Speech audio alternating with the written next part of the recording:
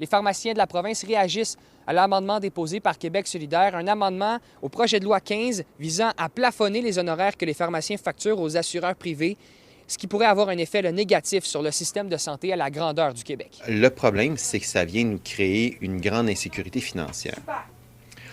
Si le gouvernement vient légiférer sur nos honoraires aux assurances privées, automatiquement, puis là, on ne sait pas de combien, on ne sait pas quand, il n'y a aucune négociation par rapport à ça. Comment voulez-vous emprunter? Comment voulez-vous investir? Comment voulez-vous développer? Si on ne sait pas si demain matin, on va se faire couper et de combien. On ne demande pas plus d'argent au gouvernement, ça ne coûtera pas plus cher. C'est vraiment les honoraires qu'on facture aux assurances privées qui sont remis en cause. Le problème qu'il y a en réalité, c'est qu'il y a des pharmacies de spécialité qu'on appelle, qui sont les pharmacies basées à Montréal pour les médicaments très dispendieux. Et via les programmes de support patient, les ordonnances sont dirigées vers ces pharmacies-là qui servent les patients.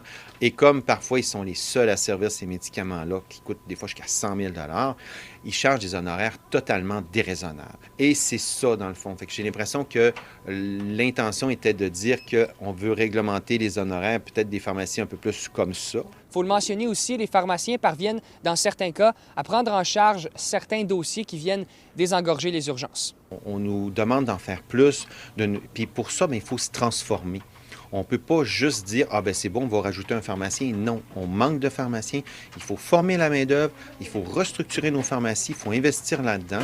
Beaucoup de pharmaciens sont prêts à le faire, puis on est conscient qu'il faut qu'on change notre modèle, mais il faut nous laisser les moyens de le faire. Il faut rappeler que les pharmaciens sont extrêmement accessibles. Vous rentrez dans une pharmacie, puis en quelques minutes, vous allez voir un pharmacien, même si vous n'êtes pas client là, même si vous achetez rien, ça ne vous coûtera rien. On est très accessible, on est disponible, on travaille pour le rester. Ça a une valeur, ça. Et le problème, c'est que c'est aucunement quantifié. Donc, le gouvernement n'est pas capable de dire « Ah, bien, les conseils, on a tant de pourcentage de conseils faits par les pharmaciens. » Non, on ne le sait pas.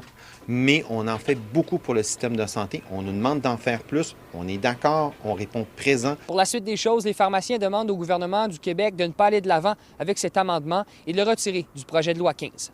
À Saguenay, Étienne Ouellette pour Nouveau Info.